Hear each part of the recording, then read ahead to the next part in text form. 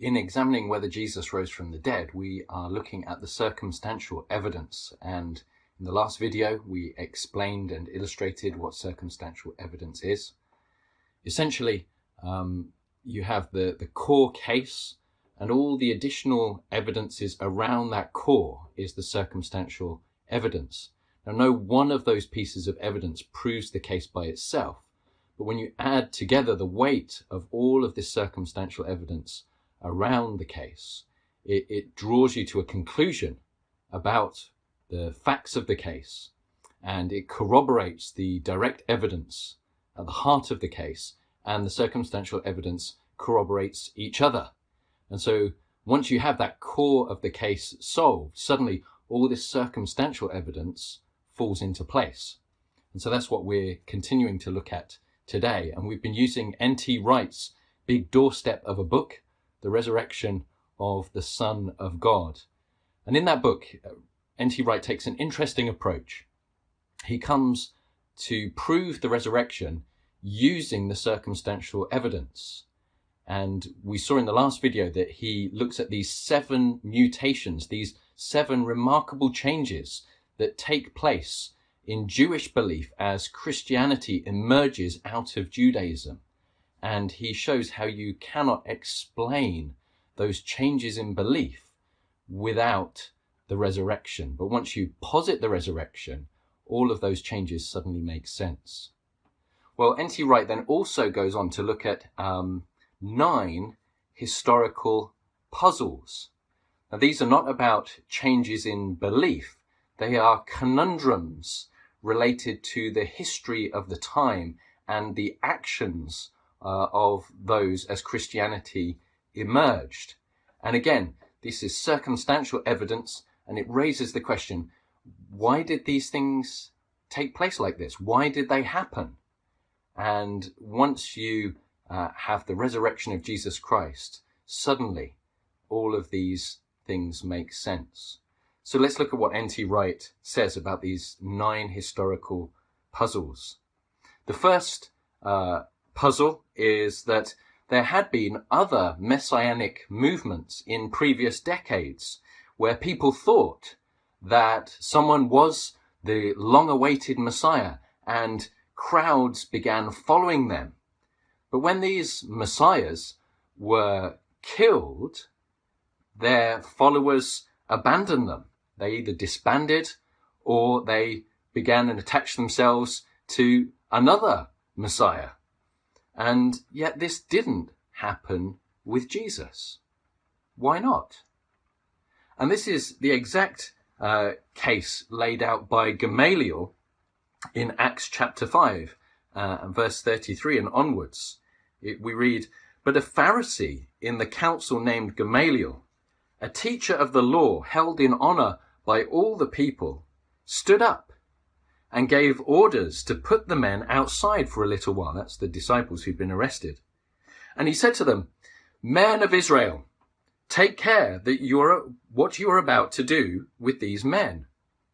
For before these days, Theudas rose up, claiming to be somebody, and a number of men, about 400, joined him.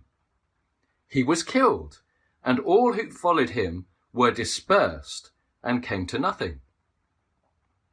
After him, Judas the Galilean rose up in the days of the census and drew away some of the people after him. He too perished, and all who followed him were scattered. So, in the present case, I tell you, keep away from these men and let them alone. For if this plan or this undertaking is of man, it will fail.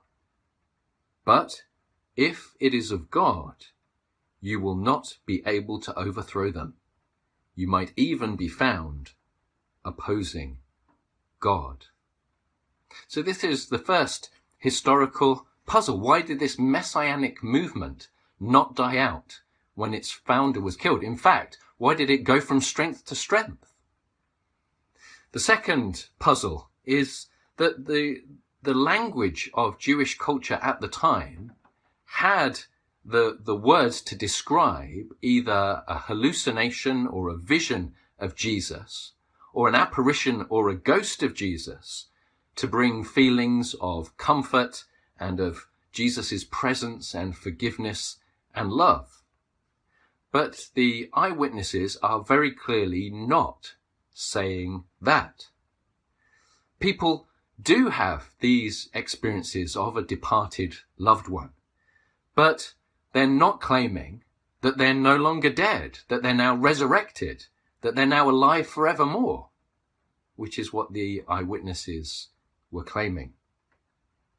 The third puzzle is that Jewish culture already had a category for someone who was special and was glorified by God at their death.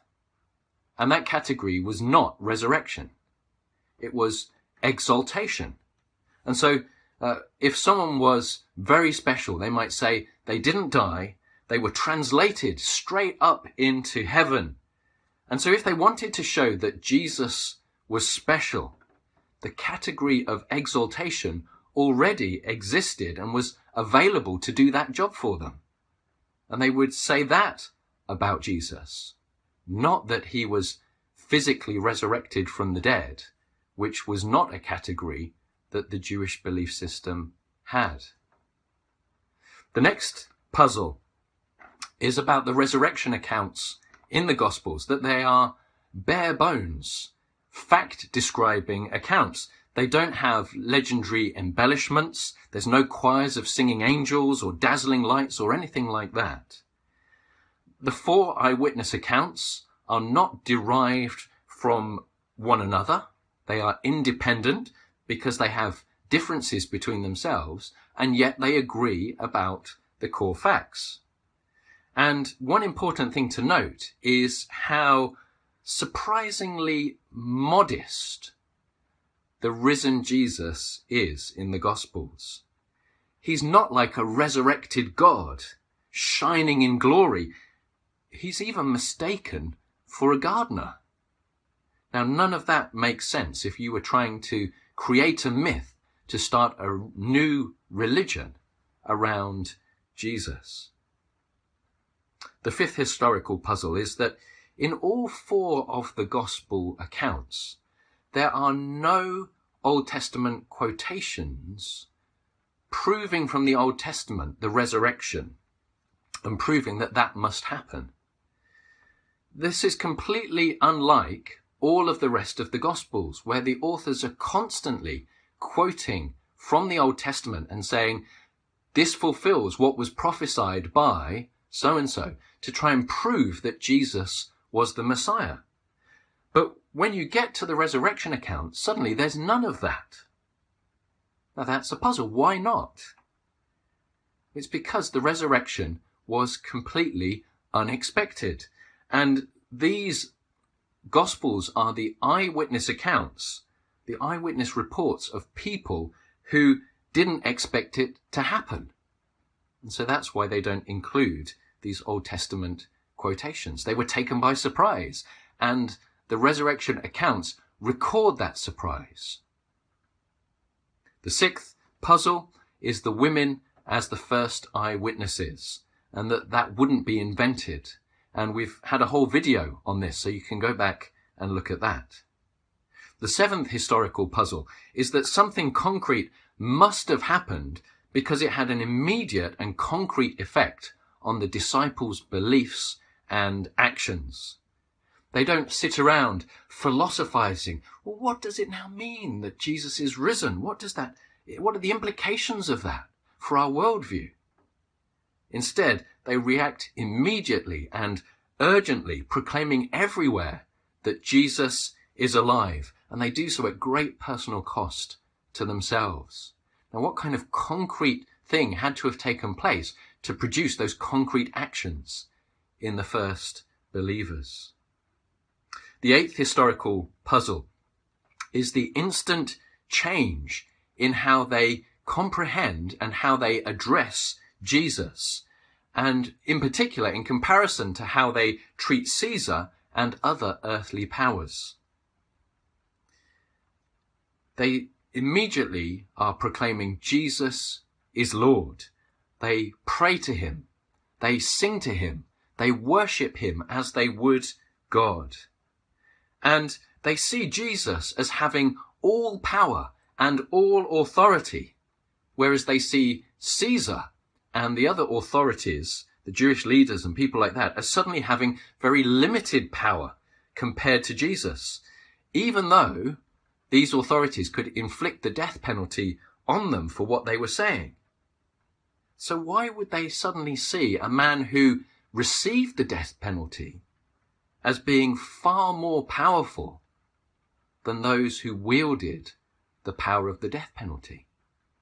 That would be a complete mystery if he was crucified and buried and that was the end of him.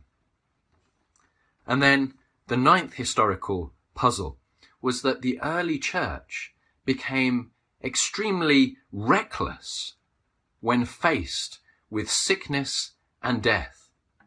They took care of people with communicable diseases. They testified about Jesus in the face of arrest and torture and execution.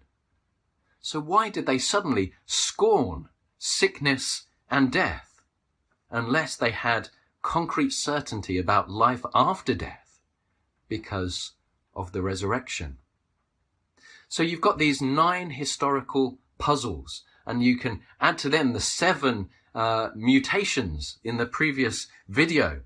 And so together we have 16 pieces of circumstantial evidence.